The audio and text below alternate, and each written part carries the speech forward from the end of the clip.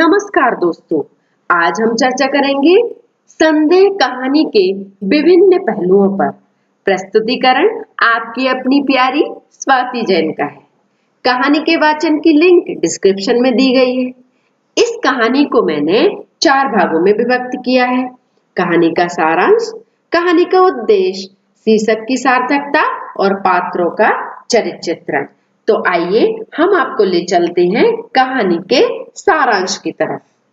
आधुनिक काल के कवि और छायावाद के जन्मदाता जयशंकर प्रसाद द्वारा लिखित संदेह एक मनोवैज्ञानिक कहानी है, जिसमें मनुष्य के मनोविज्ञान को साहित्य के रूप में चित्रित किया है। तो आइए देखते हैं इस कहानी में है क्या। रामनिहाल परिवार विहीन एक अंतर्मुखी व्यक्ति है जो पढ़ा लिखा और महत्वाकांक्षी है। वह नौकरी की तलाश में श्यामा के घर किराएदार के रूप में रहता है और बृजकिशोर के यहाँ नौकरी करता है। वह अपना सारा सामान बांधकर श्यामा का घर और नौकरी दोनों छोड़ के जा रहा है।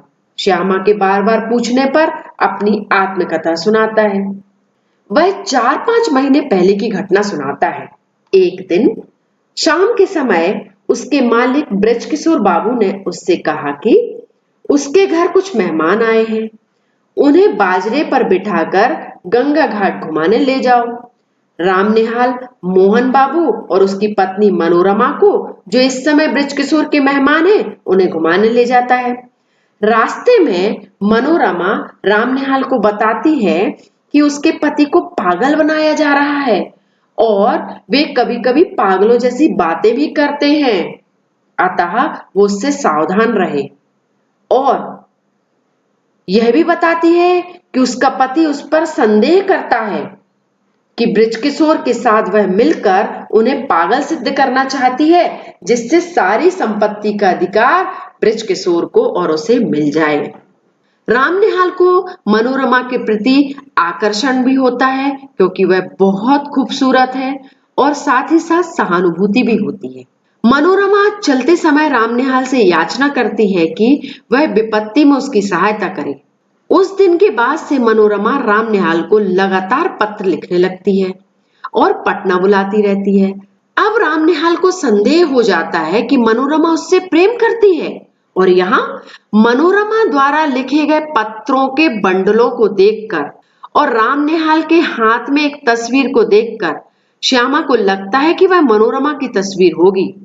परंतु जब वह रामनिहाल के हाथ से उस तस्वीर को लेकर देखती है तो पाती है कि वह स्वयं श्यामा की तस्वीर थी। श्यामा को आश्चर्य होता है कि रामनिहाल उससे प्रेम करने का लड़कपन करता है। वह उसे समझाती है कि यह उसका बचपना है।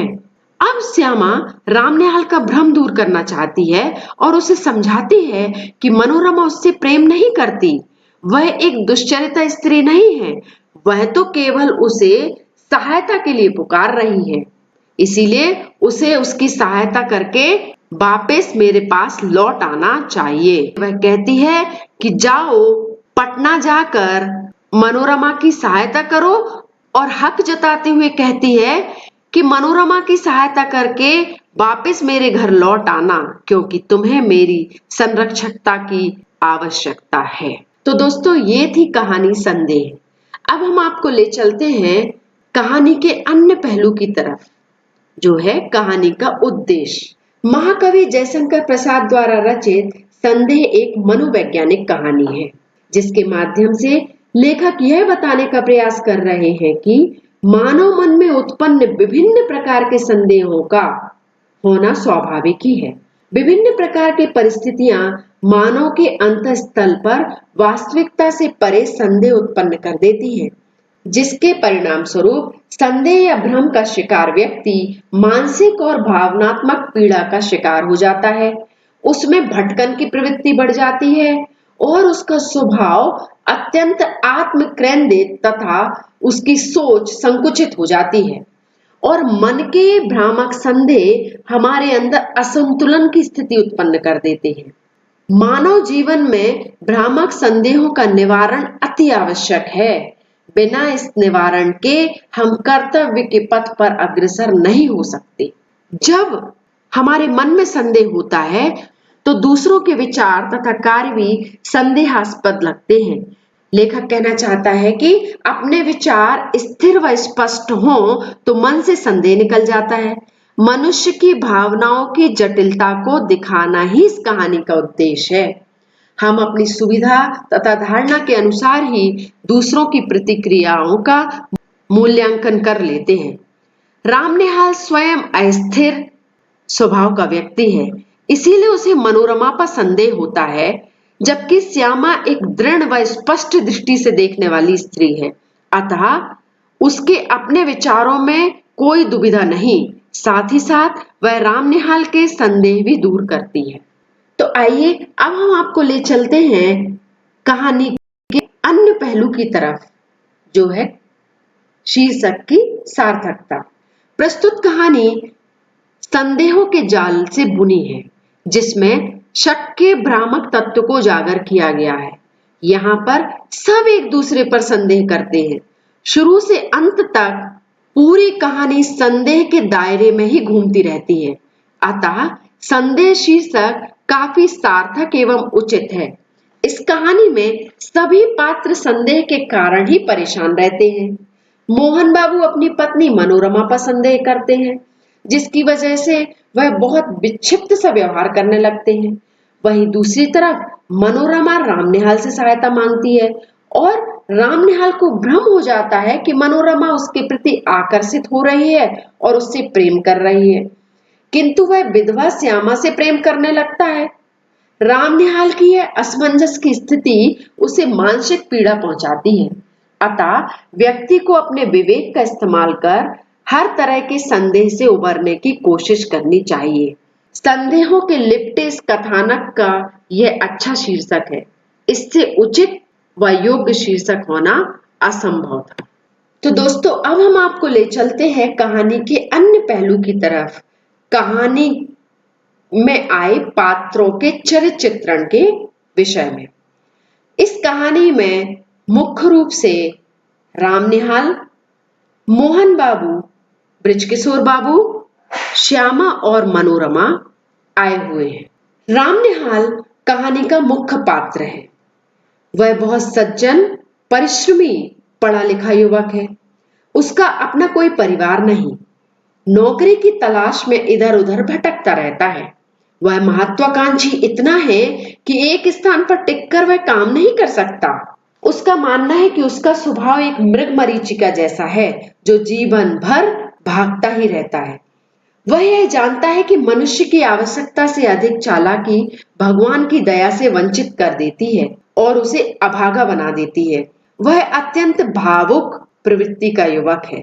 श्यामा के घर को अपना परिवार मान लेता है, परंतु बात बात में अधीर होकर आत्मनियंत्रण खो देता है और उसकी आंखों में आंसू भर आते हैं, जो यह दर्शाता है कि वह एक बहुत भावुक प्रवृत्ति का व्यक्ति है। वह अंतर्मुखी भी है। वह परोपकारी स्वभाव का है। मनोरमा की मदद के लिए हमेशा तत्पर रहता है। वह अविचलित मन वाला एक भ्रामक व्यक्ति है। वह कायर और पलायनवादी भी है। तभी परिस्थितियों का सामना न कर चुपचाप श्यामा के यहाँ से पटना जाने के लिए सामान बांधने लगता है।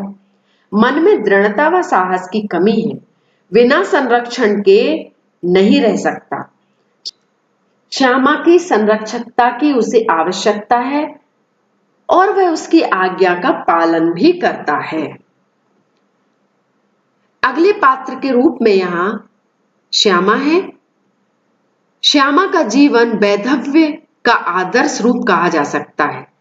वह शीलवती है, चरित्रवान है, जिसमें अपनी इच्छाओं का दमन कर लेने की अद्भुत शक्ति है। श्यामा का स्वभाव मिलनसार है। उसके अंदर ममता कूट कूट कर भरी है।